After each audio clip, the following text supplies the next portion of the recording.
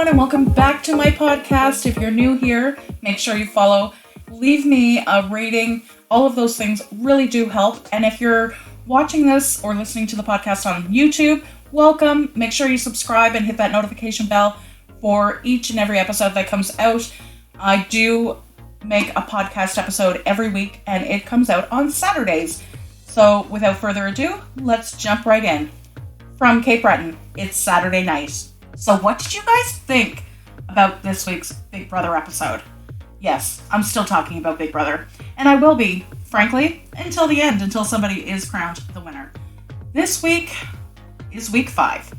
This week was a little emotional. I'm not gonna lie, it was a little emotional. So what did we learn this week? There were some wins, there was some losses, there was some tears, there was a little bit of drama. And if you listen to the last few episodes, you will know that the drama that came about the last few episodes had a few people in common. So the last 2 weeks, I hate to say it, but one of my picks for this year is Santina. And I only had like 2 main picks this year, and that's Jonathan and Vanessa. Now Vanessa in week 3, I think it was, week 3, she self-evicted for personal reasons. So that pick's gone. Now I did like Santina's bio from the very beginning, although I didn't focus on her. She had some good plays and stuff. And this last week, she was the blind or whatever HOH. So she had a few plays, but she had a bit of drama. A lot of drama. And it made the tea really, really hot, if you know what I mean. And this week, she kind of played it cool. She kind of tried to mend fences, but she still brought the drama. Like, I don't think anybody else could bring it like her. And if she's ever listening to this episode, or any of my episodes, and I talk about it, girl, I do fully respect your gameplay. But just like Vanessa's drama in week 3, Zach's drama, a little bit too much, you know? And I don't know, maybe it's production egging them on. You know, maybe they are told to ramp it up a bit, you know, for TV. Or maybe it's just them. Maybe it's just the house. Maybe it's the confinement and all these personalities meshing together. I mean, it is a social experiment. That's the whole purpose of Big Brother. I mean, the purpose now, after the social experiment's been established, it's kind of just to win the game and get the money. Anyway, I'm digressing quite a bit. I'm getting off topic. This week, week 5, wins, losses, and drama. So first we saw a win with Ty at the HOH competition. He hung on for over 2.5 hours or however long. No, was it that long? Oh, it was a long time. He hung on. And I think it was like 5 hours. Actually, if I remember. I didn't make any notes this week. I've been quite lazy, to be honest, watching. And I think it's because nothing real is happening, gameplay-wise. I mean, I don't know about anybody else, but as a superfan, I really want to see those gameplay moves. I want to see the negotiations. I want to see the gameplay chat. I want to see the strategy playing out. But all we're seeing are drama-filled game. And it's not really like Big Brother game, it's just the game of drama. So I'm a little wish-washy, I guess is the best word. I love the show, I love the game, but I'm a little wish-washy on this season, personally. There's still some characters I really, really want to root for. I am rooting for Santina, I am rooting for Jonathan, I am rooting for Kuzi, I am rooting for Claudia, I think. I think I'm going to throw her in there too. But I'm not on the Ty train. And he won HOH, and I was so utterly disappointed. Because Ty, from day 1, when he locked horns with Zach, and yes, I said horns because I don't respect either's gameplay.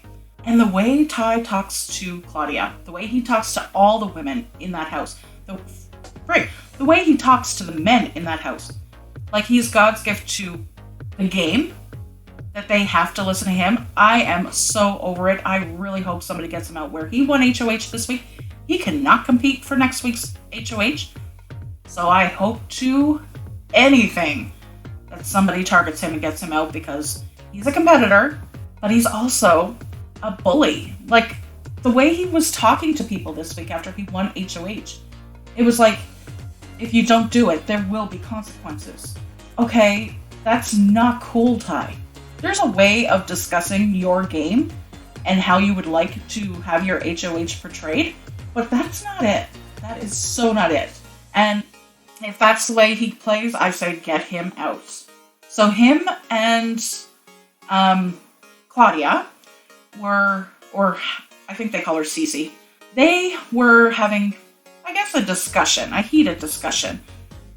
He wanted things one way. She didn't see that as, the right way to play the game, or at least to move forward at this stage in the game. So Ty wanted to put up Santina because he believed her to be the secret HOH, but he was also leaning towards Renee because he wasn't sure if it was Renee or Santina. Okay, so they're valid points. I mean, they're valid reasons to want to put those people up. But then Hope comes in, and he, for the how many times now, volunteers to go on the block.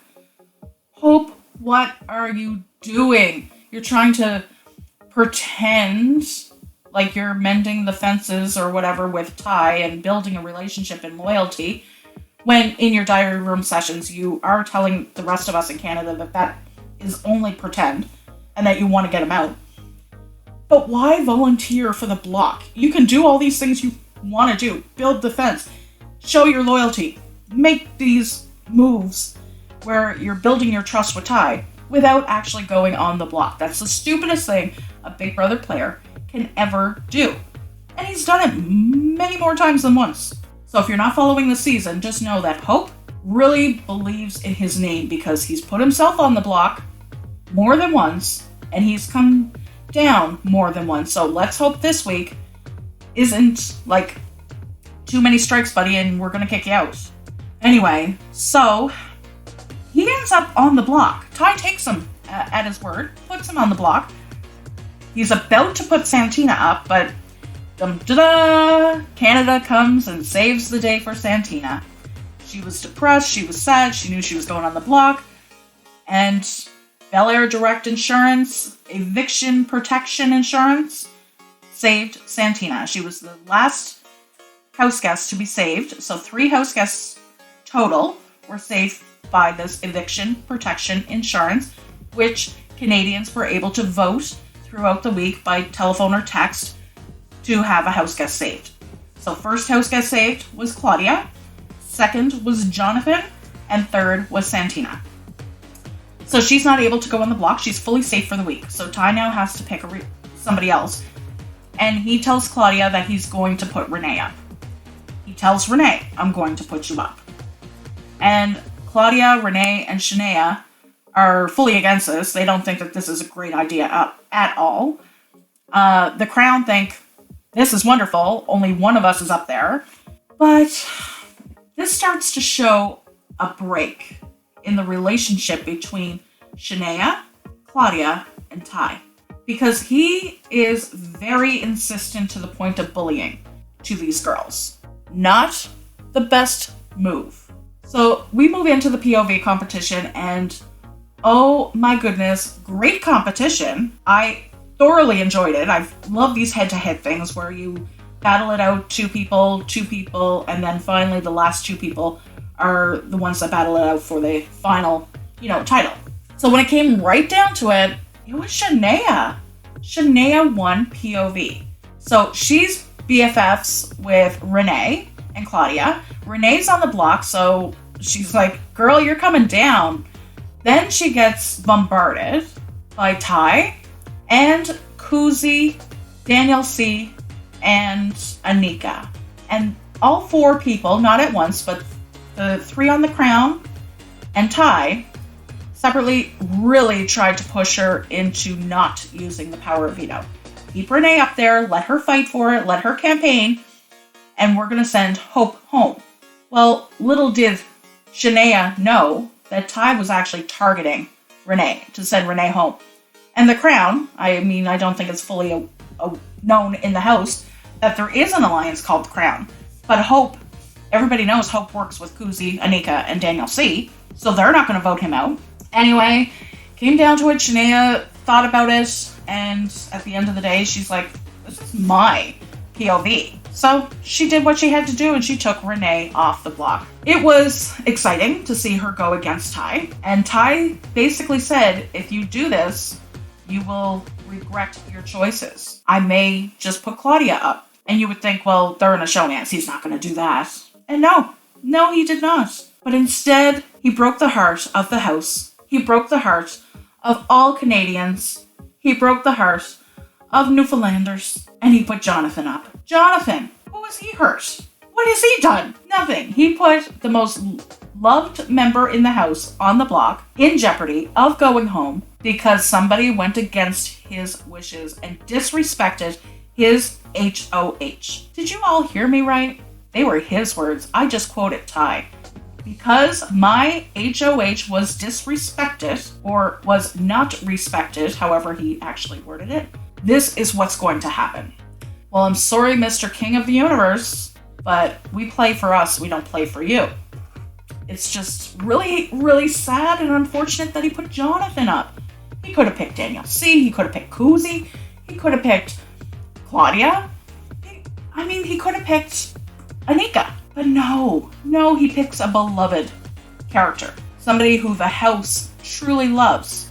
And he's still saying to all, I want to keep Hope. So Jonathan and Hope are BFFs, and they really don't want to campaign against each other. They're campaigning for themselves to stay versus campaigning against the other person to go. So that's a little bit different of a campaigning strategy. Loved it. There were definitely strong points, although I have to say, when it came down to the actual emotional response of the nominees, Jonathan and Hope, Hope's emotional response was, I would think, detrimental to him staying. If I were voting, I would vote him out, because that emotional response is what is something that can blow up your game and blow up the game of the people around you. He asked a question of his fellow Crown members without Jonathan there.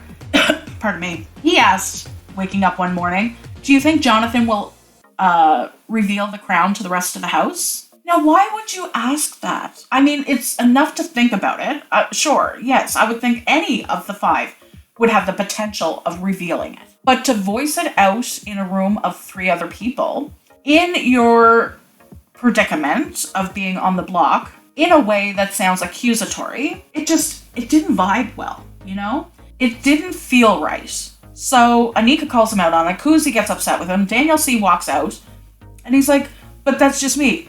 This is just how I am. Well, dude, don't be so emotional. Play it cool. Do your thing. Campaign. But don't go trying to hinder somebody else's game. Some people do that, and obviously Hope's one of them. So if I were playing the game and I were in the position to vote him out, I would have voted him out. Hands down. And not because Jonathan's more beloved, but because of the emotional response to the nominations and how he campaigned. So we get down to the actual eviction. The eviction day, the eviction episode. Pardon me, I'm dry. Let me have a little sippy poo. And if you must know, I wish I was drinking a cooler or a beer on this Saturday night, but no, alas, it is just flavored water. But it's in a fancy glass, so that makes it better. Now, we get down to the eviction. And Arissa, gorgeous in this stunning royal blue ensemble. She is beautiful. Absolutely beautiful. And she gets down to the vote, and they do their speeches. Their speeches are okay. Hope's is actually really good. I enjoyed it. It was entertaining and showed he does want to play the game. Jonathan's, I don't know about anybody else watching. I'm sure I'm not alone, but the tears were flowing. It was definitely heartfelt, and I know, I'm not even going to say I'm sure, I know he did the East Coast proud, and he did Newfoundland proud. So they get down to the actual vote. They go in, and there's 7 voting, so that means you have to have 4 votes for an eviction. And my heart broke. They sent Jonathan to jury. Why? Why did they do that? If they left him in, he might have gotten to the end of the game and won. Maybe that's a reason. But it came down to, it was a 4-3 vote. Jonathan knew Santina was the swing vote.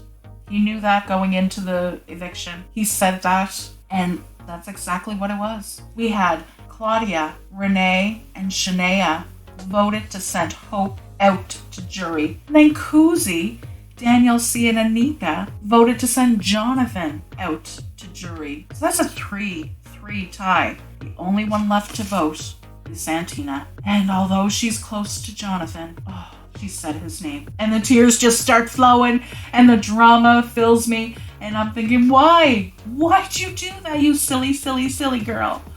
But I understand. It is a game. He was very gracious. He goes to jury and he is a member that will vote for the winner of Big Brother.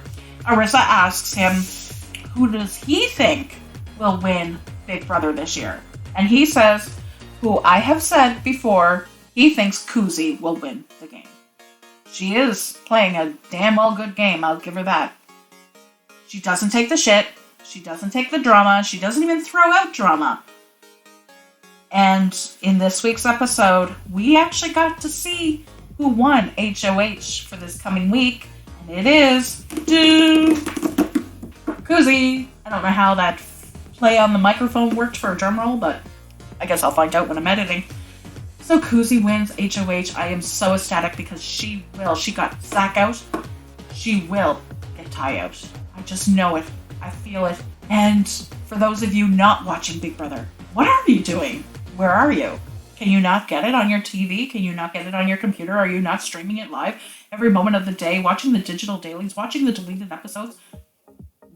Finding the spoilers on online, whether it's on Facebook or Google? What are you doing? Anyway, I'm not watching the digital dailies. I'm not looking for spoilers. And I am not watching the deleted episodes. I am strictly watching the production on Global TV. That being said, next week on Tuesday, so it does air in Canada on Tuesdays, Wednesdays, and Thursdays. On Tuesday, there will be a special eviction. So if you are watching it, tune in. And you didn't hear that? Tune in Tuesday for an actual eviction. Then Wednesday will be a POV. I don't know exactly how they're playing it out, but I'm assuming Wednesday is usually POV. And then Thursday is live eviction. So next week, 2 players will go to jury. So it won't be a traditional double eviction, but we will see 2 players go to jury next week, which means we are down to, let's count it out now. We have Kuzi, Daniel C, Anika, Hope, Claudia, Shania, Renee, and Ty. Did I miss anybody? That's 8 players. Ooh, and I'm missing. We got the 4 members of the Crown, 3. Oh, Santina. Yes, there's 9. That's correct. There's 9 players left. So when they knock out 2 next week, there'll be 7 left. The final 7. Then, let's see, when does Big Brother actually end? Let's look that up right now, very quickly. I wish I could do elevator music for you.